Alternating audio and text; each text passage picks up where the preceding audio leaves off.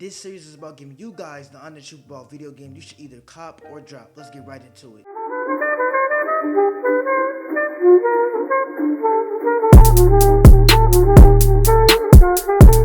The missions on paper should be fun. They should be a great experience for all of the people in it. But in some parts it is, but in mostly all of the parts, they're just kind of boring. The reason why I say this is because every mission took play the exact same way. I don't know if you guys are catching what I'm saying, but it happened the exact same way. Sure, there were different villains and different cutscenes, but the way you set those cutscenes up and the way you set those villains up to the big boss battles were the exact same. Now, the big boss battles were amazing, they were fun, but it was still the same build up. Now, I had this problem in the other game I played, Mafia 3, which it was just the same build up, but just a different finale. And I'm kind of okay with that, but in some parts I'm not, because it kind of makes it a bit of a drag just to get all that build up, do that thing, to go right back down. So that aspect kind of put the game back with the boss battles and all the extra final stuff, kind of put it back up to a decent amount. A positive things about it is actually you can play with more human controlled players. Like in the first Xenoverse, it was mostly you were playing with NPCs that you didn't have any friends, but in this they actually get you to pair with more people, actual people, which I think is good and actually fun, so you can actually interact with humans. Though the story won't exactly set the world on fire, it does manage to serve as both a plausible excuse to send you on a trip through the Dragon Ball Z history and a sad story that could be convincingly fit into the series' established lore. Two new antagonists or villains and their masked lapdogs are slowly chaosing through the Dragon Ball Z timeline. Once again, attention key moments that fans will remember well. If you watch the series at all, you would remember these moments that they're changing or messing up. Stepping right into them and fighting them like you did in the first one, it means there's going to be a lot of action, a lot of key moments that you're going to be able to fight in like you did when you were just watching the show. But that also means you're going to be fighting some iconic battles, so it's going to be very, very fun to watch and play and do through. So I wouldn't skip it or wouldn't do any things you would do with a regular game, because if you actually like the Dragon Ball Z anime, then you're going to love the fighting scenes, because they're gonna just capture that. It's like a cheap, I wouldn't call it a cheap way, but I would call it an easy way to get some of the Dragon Ball Z history without actually watching the anime. Because I know me, if I was to just jump right into Super, I would be at a disadvantage just because it's such a old anime.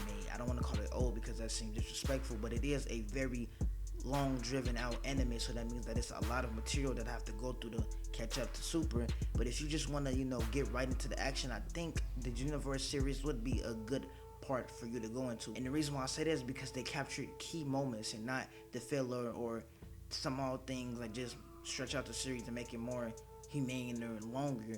Just gets to the key points, which is very good if you just want to know the basics just to get back to Super or anything else.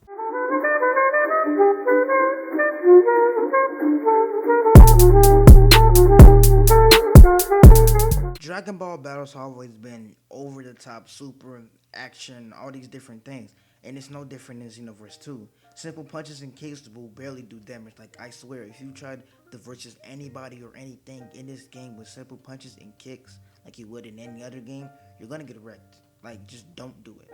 The only reason why I would suggest playing or doing simple punches and kicks is just to get it in position to do a finishing super attack, which can knock the health down a quarter of the enemy's health bar. So that's a lot.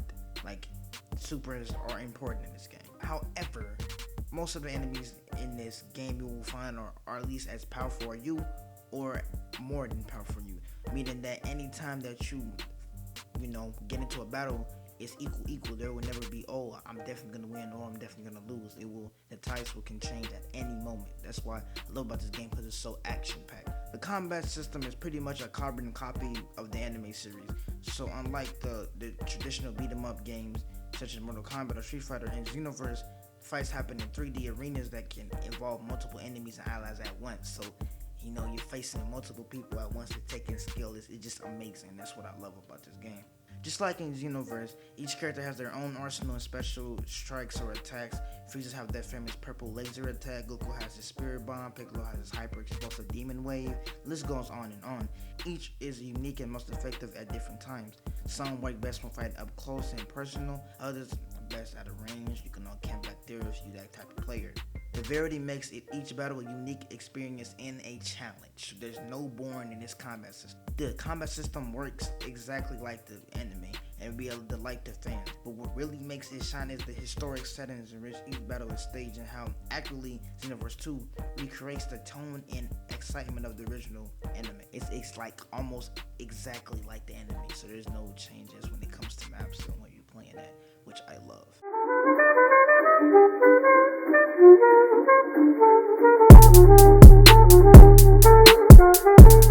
Xenoverse 2 offers 5 different types of races. You have the Earthlings, Saiyans, Mindgenes, the Namekians, and the Freezer. All of these races either have the male or female gender. A male or female gender will have its own positive and negative attributes. Picking a race and gender in Dragon Ball Z is the easy part. Customizing the character and looks can be time consuming. The Earthling eyes and nose, ears, mouth features, all the features that we have are just typical. And they're easy, so most people would choose that, but you also got to think about the actual abilities that you want. But you can also get used to the alien facial features because this is a very vast game with other creatures and other races, so I'm pretty sure not a lot of people are going to be sticking with just human. And this is what caught me off guard when I read about this and when I actually played it in the game. The Mindgen male has 27 different hair types, 17 eyes, 22 mouths, or jaw features to choose from. That is a lot. Like, I don't know if people really get that, but that is a lot of customization just for one race. Like, that's a lot. Most players would probably choose the alien race just to see how they look in different hairstyles though, so I already know that. And from playing, I got it kind of early, so there wasn't that many players, but to see them, they basically were doing that. There was a ton of customization in this game than there was in the first one, which I found one of the best parts of the game, because you're going to be looking at your man or your woman or whatever you're picking for a long time, unless you're making a new one. So you want to make sure that he looks like you want.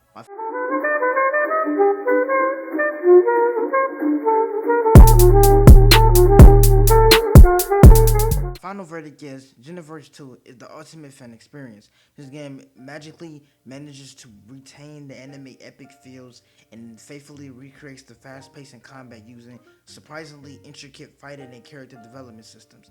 If you're a Dragon Ball fan, Xenoverse 2 is an awesome game for you. You're gonna want to buy it. However, to everyone else, Xenoverse 2 will be a difficult pill to swallow. Combat is fun if you know how Dragon Ball works, but newbies will struggle to get their bearings, as Xenoverse 2's tuition system is at best a hit and miss.